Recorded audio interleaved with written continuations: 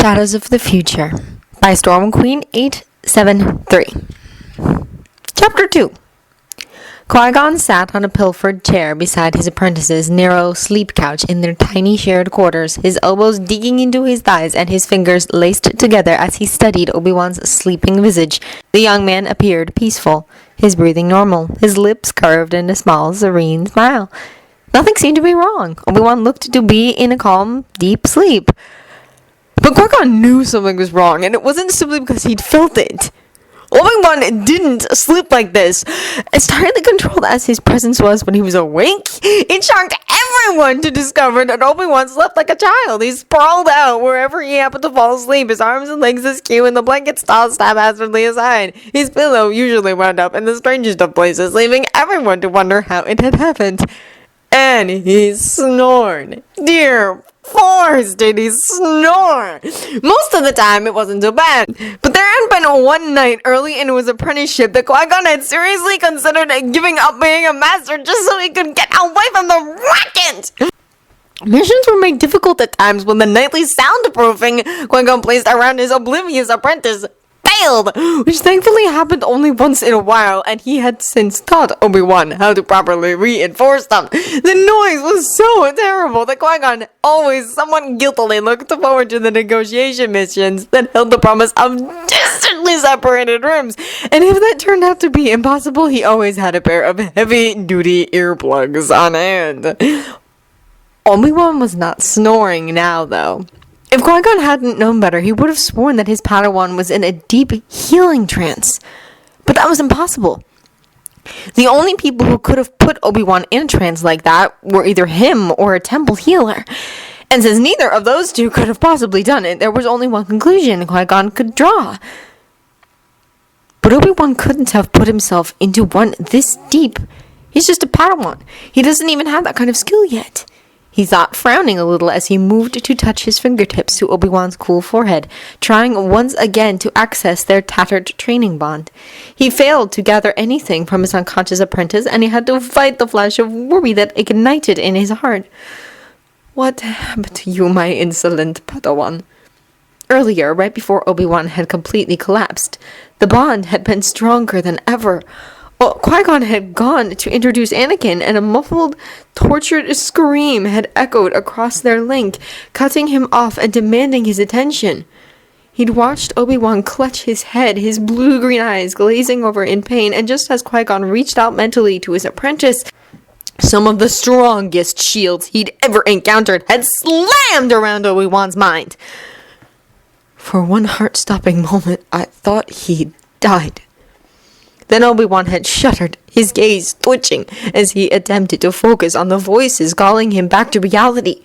Qui-Gon had been screaming into the bond, trying to batter the shields down with all of his might, praying that his apprentice was all right. He'd succeeded for one brief instant. The pain that had flooded him then would have knocked him to the ground if he hadn't been there already, and he'd felt Obi-Wan clinging to the bond, trying to draw strength to bolster his weakening connection.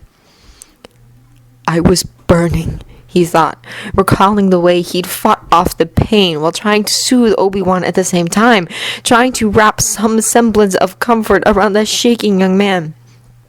He'd heard the loud mental sob of joy before his apprentice had finally relaxed and collapsed, the shield slamming up and kicking Qui-Gon back into his own mind. He still had no idea what had happened. Part of him was convinced it was some kind of vision, but another wasn't so sure. Obi-Wan had never collapsed from a vision before, no matter how terrible it happened to be, and he never experienced such excruciating pain. Qui-Gon's heart told him this was something truly out of the ordinary, but he had to wait for Obi-Wan to wake, to be sure. Mr. Qui-Gon, sir? A timid voice broke him from his reverie, and he looked up to find Anakin standing in the doorway, his clear blue eyes watching Qui-Gon eagerly. Beside him stood one of the Queen's many handmaidens, and Qui-Gon suppressed a small smile when he recognized Padme. Part of him wondered if she really thought she was fooling him with her act, but he hadn't said anything yet, and he didn't ever intend to. He understood the advantages of a decoy. Yes, Annie? He asked, and the two stepped into the room, their gazes flickering to Obi-Wan briefly. I gather the Queen decided to send one of her handmaidens, he continued.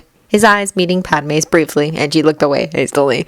Yeah, that's why Padme's here, Anakin said before blinking himself down on Qui-Gon's empty sleep couch, his feet kicking slightly. She seemed really worried about the attack and the way Obi-Wan fainted. What did you tell her then? Anakin nodded. I told her everything that had happened and how you said that there was nothing to worry about and we were safe. I added the part about being cautious when we reached Coruscant, just to show that you were thinking ahead and everything.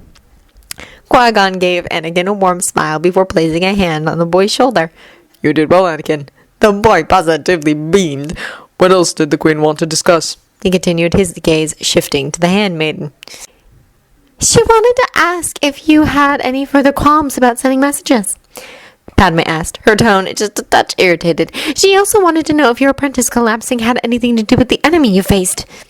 Qui-Gon watched the girl coolly, easily sensing her frustration and impatience. Calm yourself, young handmaiden.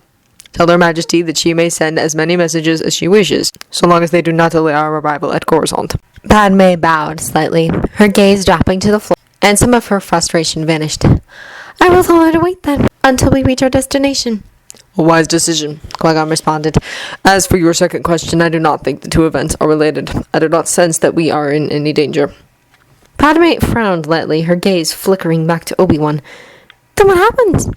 What could have made him collapse like he did?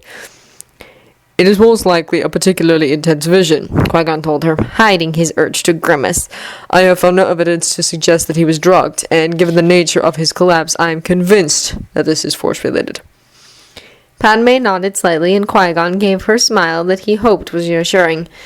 Tell Her Majesty not to worry about it. He is my apprentice and my concern. I will do as you suggest, the handmaiden said, bowing a second time before backing out of the room and vanishing from sight. Once she was gone, Qui-Gon turned to Anakin, who was studying the storage shelves that surrounded the sleep couches. The quarters he and Obi-Wan had been given were remarkably large considering the size of the ship, but were still small in comparison to a normal room. It was longer than it was wide, with the two walls adjacent to the door set with cabinets and storage closets that were meant for personal effects. Since Jedi owned next to nothing, most of them held the remainder of the Queen's extensive wardrobe. At about half a meter from the floor, sleep couches were inserted into those two walls, surrounded by the cabinets, and came complete with a privacy curtain that wasn't particularly needed. It felt rather like sleeping in a cave, walled in on 3 sides and then curtained off on the other. But the cushion was thick, and Qui-Gon, being just under 2 meters tall, found he could actually lie on his back without scrunching uncomfortably. Still, he had hit his head on the overhead cabinets several times upon waking before learning not to sit up hastily. Are you getting hungry, Annie? He asked, and watched as the boy's expression brightened.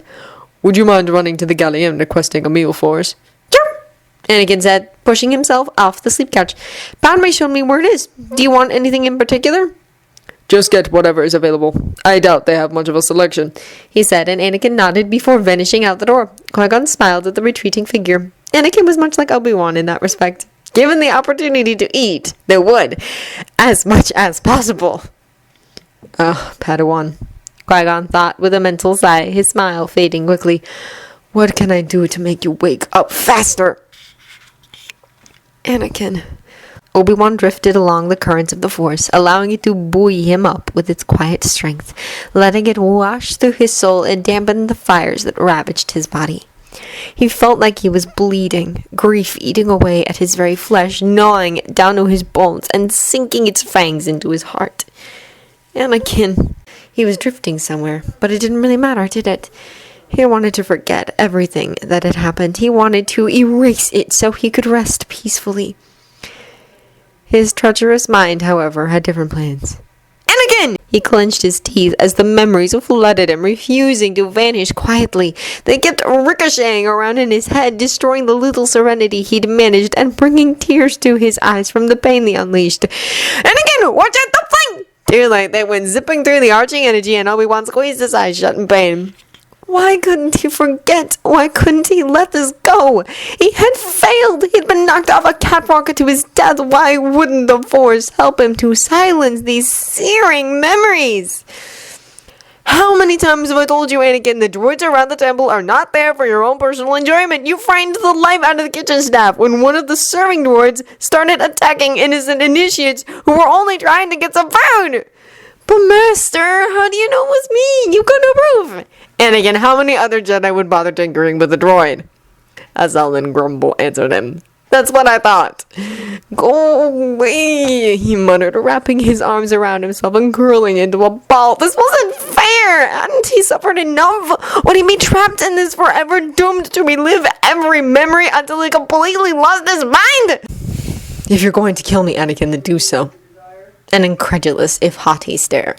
That's it! You've exhausted yourself already? And here I thought the great Obi-Wan Kenobi would be more of a challenge!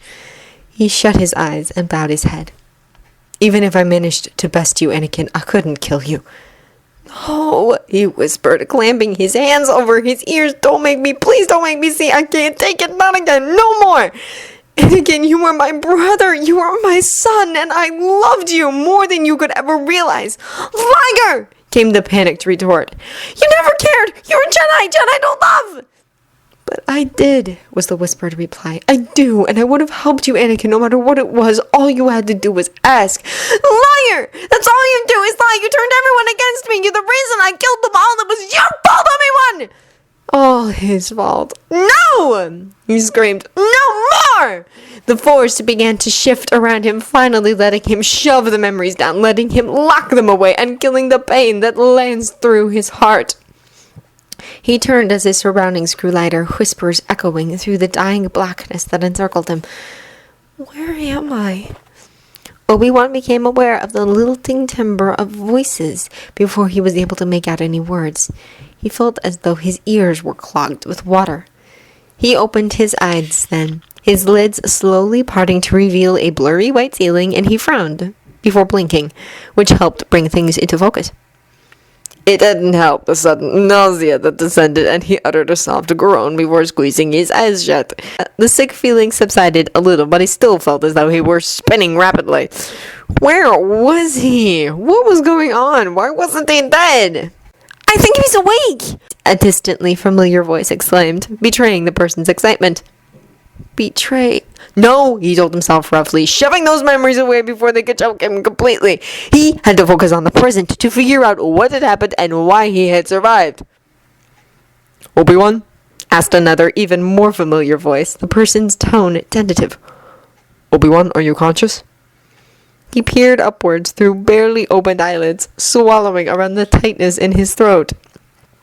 He called upon the Force weakly, wrapping it around himself like some kind of invisible armor, and stretched out with it, hunting down Vader's dark presence. He found nothing. Startled, Obi-Wan pulled back to himself. Had Vader plucked him from the lava and brought him to some kind of healers? Or had the worker droids rescued him and calmed for assistance? He hadn't sensed any malicious intent, only a strong desire for him to be all right. Surely these weren't Vader's people, then. He turned his head slightly, his vision foggy, and his head spinning. He siphoned as much nausea as he could into the Force, fighting down the bile that rose in his throat, and he struggled to focus. He could see one larger blurry figure sitting beside him, the person a tan haze, and a second smaller figure sitting across from him. He blinked when his gaze landed on the second person, his vision slowly focusing to reveal a little boy with shaggy, sun-bleached hair, deeply tanned skin, and the clearest, unmistakably blue eyes. Anakin. He jerked upright without thought, and his forehead smashed against the shelving above the sleep couch. He swore, clasping a hand to his abused forehead and adding several nasty tease phrases he'd picked up over the years with Anakin as his apprentice. The young man had certainly uttered them enough, as he'd spent a good deal of his training frustrated with everything. Obi-Wan, the other figure exclaimed, his tone scandalized, and Obi-Wan mentally rolled his eyes. He wasn't a child after all, and he'd said worse things over the years. The boy, however, was laughing. What's so funny about this, Anakin? Do you enjoy seeing people in pain? Obi-Wan snapped without thinking. Haven't I always told you to be respectful? Stunned silence met his statement, and he cracked open an eye to frown sternly at the boy. How? The boy began, staring wide-eyed back at him. How do you know I'm Anakin? What do you mean, how do I know? Obi-Wan asked with a look of exasperation, but it melted swiftly to confusion when he realized something. What happened to you? He asked tentatively, stretching out with the force to verify that the person sitting before him was indeed who he thought. Why do you look like a child? What? Anakin asked, and if his eyes could get any bigger, they did. Why wouldn't I be a kid? I'm only 9 standard years old. That's absurd! Obi-Wan shot back, frowning when he met with the boy's familiar presence. The last I recall, you were 22 standard years old. This is a joke, right? You're playing a joke? I'm afraid not, Padawan. The second figure began, and Obi-Wan froze. Oh. Anakin is 9, not 22, and if we had the proper medical facilities to prove it to you, I would. The hauntingly familiar voice rumbled, and part of Obi-Wan shivered. Now, would you mind explaining how you know who he is without me introducing you, and what makes you think he's an adult? Obi-Wan turned his head slowly to the second figure, his heart pounding. He knew that voice, as distinctive as it was, but what it suggested was impossible. He'd watched the man die and held him in his final moments. There was no way he could be sitting beside him unless he'd figured out a way to come back from the dead. And where'd you learn those Huttese phrases? I've only ever heard them from other pod racers, Anakin added, but Obi-Wan gaped at the man sitting at his side. He was older, possibly in his mid to late 40s, with long, thick, chestnut-colored hair that had a hint of distinguished gray at the temples. Half of it had been tied back to keep it from falling in his face, which was sculpted into an expression of utter concern. His brow was furrowed, his deep blue eyes shimmering with worry, and his lips were pressed into a thin line behind a well-trimmed beard. Qui-Gon. He looked exactly as Obi-Wan remembered, right down to the tiny scar on his chin hidden by the beard. And Obi-Wan found he was shaking as he tried to push himself away. This couldn't be real. Obi-Wan, what's the matter? The man asked, his frown deepening, and he reached forward. Who are you? He hissed, rolling off the sleep couch and backing away rapidly. Qui-Gon is dead. I watched him die. In his haste, however, his heel caught on the hem of his robe. It knocked him off balance, and he crashed to the ground. Obi-Wan, what's gotten into you? Have you taken leave of your senses? The man asked as Obi-Wan pushed himself up against the wall. I'm not dead. Can't you feel me? Feel? He jerked a little at that and gasped when he felt someone probing at the edges of his shields. The man was kneeling before him, reaching towards him before he could react, and he felt a sharp tug at a lock of hair he swore he'd cut off years ago. My Padawan braid. I think those visions have somehow distorted your sense of reality, Padawan, the man said, smiling gently as he sat back. And Obi-Wan could feel the intense gaze burning into him as he reached up to take the lock of hair in hand. I'm imagining this, he thought quietly. There is just no other explanation. Perhaps he was dead, and this was the Force, part of him mused, with Qui-Gon waiting to meet him, to tell him that he hadn't failed with Anakin, to tell Obi-Wan what he should have said when he'd been on his deathbed, to say how proud he was despite all the things that had gone so terribly wrong. Whatever it was, it certainly wasn't real. Impossible, he whispered as he stared at the braid with its familiar colorful string tie, one he'd lost years ago. This can't be, he thought, his fingers tracing the familiar plates and touching the hard-earned beads. This absolutely can't be. I was falling to my death, not sleeping in some kind of cargo hold. He must have lost what little remained of his sanity when Vader had pushed him. This was some kind of twisted fantasy that his mind had come up with to keep him from feeling the pain of his death. It wasn't real. There was just no way it could be. He couldn't take it. He had to find a mirror. He stood abruptly, his gaze darting around and taking in his surroundings. There was a door to his right that part of him remembered led to a fresher unit, though he didn't bother to question how he knew. He leapt forward, palming it open and throwing himself inside. There, sitting above the basin, was a small mirror, and Obi-Wan stared into it in shock. This shouldn't be, he muttered, touching the smooth surface of the mirror incredulously. A 25-year-old stared back at him. looking just as dubious, with his mouth hanging open slightly and his red-rimmed eyes roaming over his beard-free face. All the worry lines he'd earned over the years, and with Anakin as an apprentice, he gained quite a few, had vanished, and his hair, it was back to that awful Padawan haircut, complete with silly little nerf tail and fuzzy top. The braid he didn't mind so much, though he supposed he'd have to get used to it flapping around again. If he wasn't just hallucinating. Obi-Wan? I have lost my mind, he thought, his heart pounding in his ears. The stress of my situation finally caught up with me, and I've gone crazy. He sank to the tiled floor of the fresher, his hands still gripping the edges of the sink, and a high-pitched giggle erupted from his throat. He'd gone mad. There was no other answer. They all knew it would happen eventually, with Anakin trying his last nerve constantly and the threat of the Clone Wars heavy on his shoulders. He had often joked about it, telling people that if Anakin didn't kill him somehow with all those foolish stunts, he'd be driven absolutely insane and carted off twitching and babbling incoherently. To think he really did wind up killing me, he thought, his giggles bursting into full-fledged laughter that made him gasp for breath. Again with the irony! His vision was blurring, though he couldn't tell if it was from tears or from the way the room was spinning. He found himself tilting, trying to grab onto some sense of equilibrium as the room rose up around him, the colors rapidly blending with each other. Nothing was making sense! That couldn't really be Qui-Gon, he told himself, who was staring down at him, his blue eyes wide with worry. Obi-Wan? Now his mind was applying his old master's voice, pitched just as he remembered. Will this never end? His laughter grew worse, and he twisted onto his back, clutching his sides. What kind of dream was this? Did the Force show him this as another joke? Just like when it had Vader toss him off that catwalk? If it was, he was laughing now, to the point of pain.